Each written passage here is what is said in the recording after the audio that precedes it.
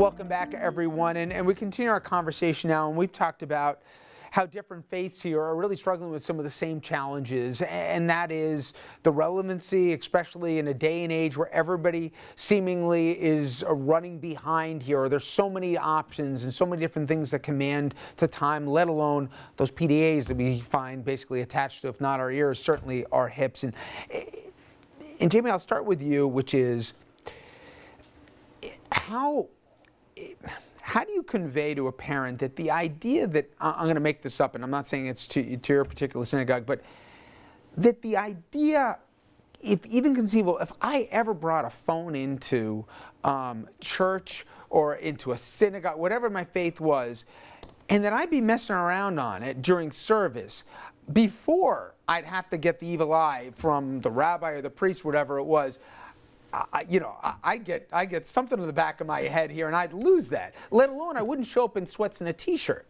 From what walks in your door on Saturdays, how much of your time is spent on having to, if not correct, but address stuff that takes away from the message that you'd rather be saying? And again, I'm not limiting obviously to your particular place. This can go for everywhere, but that's a new reality, isn't it? It most certainly is. And it's something that I deal with every week. Undoubtedly, somebody's phone goes off. They thought they silenced it. They hadn't silenced it. When there are bar and bat mitzvahs at my synagogue, it's constantly reminding kids to put the phone away because they're texting each other. Oh yeah, they text each other. And on the one hand, I find myself saying, oh, come on, didn't your mom tell you? And on the other hand, it keeps them quiet. So there's a careful balance between asking them to put the phone away because it's inappropriate and realizing that if they have their phone, then at least they're quiet. But I really just try to appreciate everybody who walks in the door, knowing that they could be at Starbucks or yoga or tennis or asleep, and they've chosen to take some time to come to synagogue. So we try to remind everyone to please silence their phones, that it is a prayer space, that we are here for spiritual reasons, and also to see each other and have some FaceTime with each other. But I also try to really appreciate that people have made time to come. You're nicer than me. I mean, the idea that you put all this time and effort into getting something ready with obviously a portion of the population that's there to focus, but yet you have to compete with folks that you're crossing fingers that, hey, they're giving me 45 minutes here. Maybe they're not paying attention for 30 of it, but they're giving me some time. How do you walk that line between saying, time out, this isn't, you're not going to a Pilates class. You're in, a house of the Lord or whatever the case it may be here. And where do you look sometimes to the parents to say, guys, help me out here? Our congregation is kind of different because we take periods, and for Presbyterians, any time when somebody isn't saying something is a long time. And we take intentional periods of silence during the service after the sermon, so people can then get on their devices and see, was he really quoting correctly? I'm not sure. They're tweeting your They're message. tweeting my message to everyone, yeah, right. But you're sure they're not playing Angry Birds, well, right? That's probably more productive for some of them. But those intentional periods of silence, and we do some chanting every week as well, with the intention of setting space aside to really do that. And we do that with our kids too in the confirmation class that we just had last year. Every class began with that period of silence and different ways of learning to pray, using the Lectio Divina and other contemplative practices. And I think the kids got it.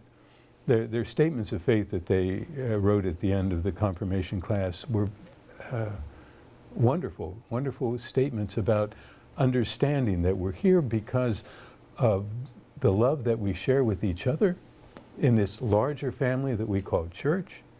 And it's a place for us to come into closer touch, not only with each other, but with God. And I think those periods of quiet for us, for our congregation, I'm only speaking for us, are important times to to say this really is different. You know, it's not, you know, a talking head up there all the time, but it's different. I go to another level. My problem is with the adults, not the kids. It's the adults. Yeah. Where I have to have somebody at the door reminding them, put your phone off. Yeah. You know, last week, one day, we had a baptism. And intentionally, I say, before we start the service, because usually during baptism, you have a lot of newcomers that come with the family. The phone ring. And everybody start looking one another. Was the mother with the phone? So sometimes, yes, it's not the kids, because sometimes we address the kids. Sometimes it's the parents, sometimes that we need to deal. But I think that reminding them that they came to a moment in their life where they need, one of the things I use is like, you go to the doctor to get relief and speak to the psychology or whichever. Here you come to church and you get it for free. And I had work. Yeah. So I think that one thing we had tried to mention is that this is the moment that you have with God. This is the moment that we have that fellowship special, where we have coffee hour where you get all the gas of the week.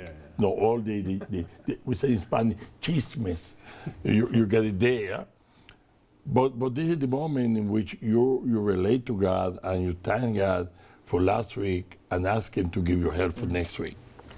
Worship used to be kind of focused on a minister. There used to be a clergy person who was leading the focus.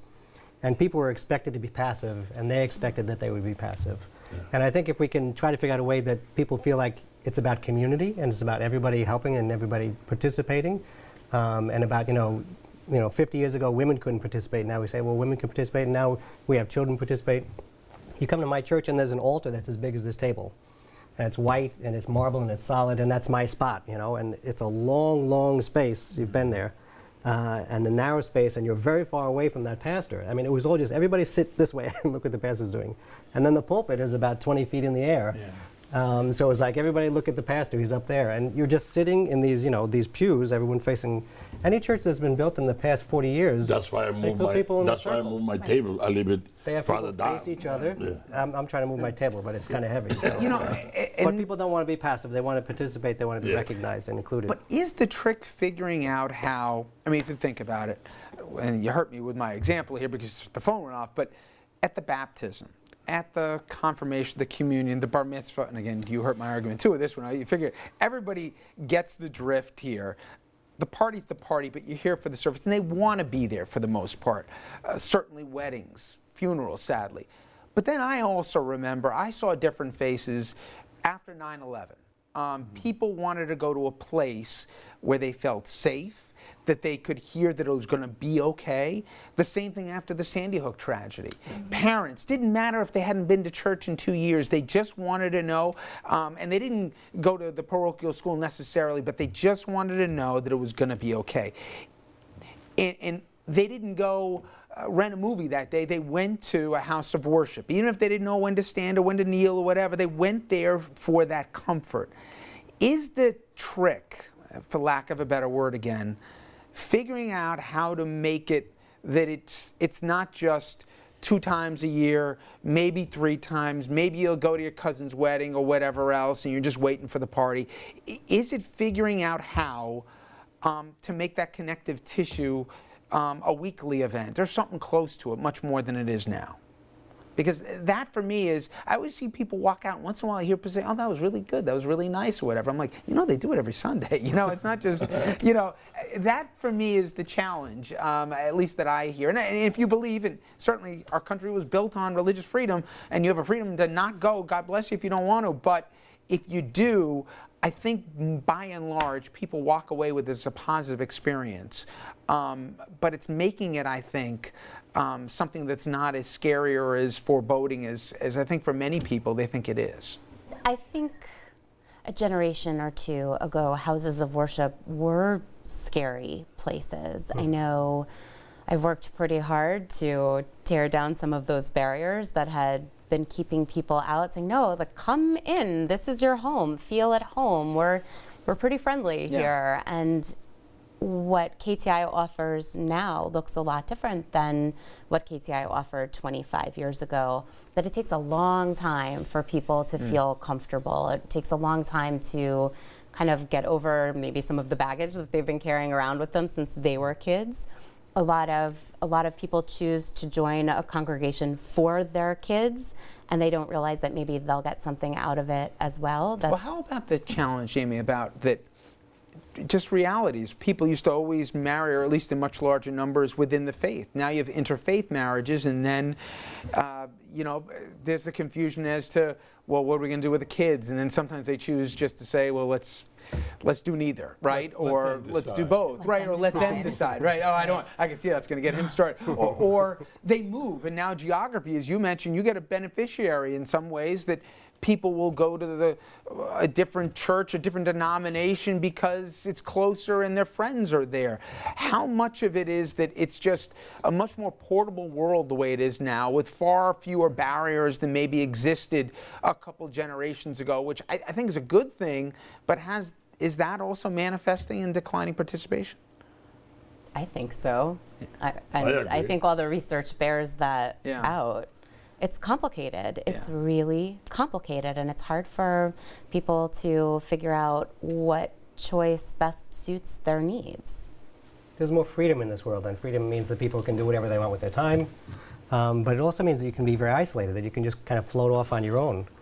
So I think what we try to do is to make sure that there's a community where people relate to each other, because I think whenever there's a tragedy, when there's a trauma, it could be a natural disaster, or it could be a death in the family or something. People do come, and they know that there's a place that people know them and that they care for them. I grew up as a Roman Catholic, and I'm a Lutheran today. And one of the differences I see is that Lutherans expect pastoral care. They think that that's kind of something they're going to expect to get pastoral care that's personal, that's connected to them. And that's not just for me, but it's from having a community of people who know you and who care about you and who are going to respond, and they're going to bring over a basket when they know that someone's died, and they know somebody's sick. They'll bring over a plate of some food or something. They want to know that people know who they are. So in a society where people don't want a scary place where they go and it's very regimented and it's very structured, when they go and they find out there's a place about community, they realize that that's something that they're missing in their lives. You don't get that on your cell phone or any other device. I'd just like to harken back to something you said earlier, Richard, in terms of, after 9/11 or and the other tragedies. I'm not sure how to say this properly, but I would hope that this weekend people would show up because of what happened in Pakistan. I know this is... No, yeah. But it's like, what I hope, and I think what we are trying to do, is to build a sense that our community is larger than just our particular congregation, and that our community of concern and care reaches beyond Presbyterians or Lutherans or Episcopalians or conservative Jews, but to a world that hurts every week, that we need to find that message that I think we all share, that message of there's something more. There's a care and a compassion that goes beyond just my neighbor. Well, that term of unity, if you could, exactly. it's a perfect point to pick that up. On the other side of the break, these four folks have tried something very unique as it relates to their community, and that is to foster a sense of not just community but also understanding, and how very possibly that could be a model that we can see in many more places. They're going to tell us why they did it and what they found so far in the process. We'll be right back with that.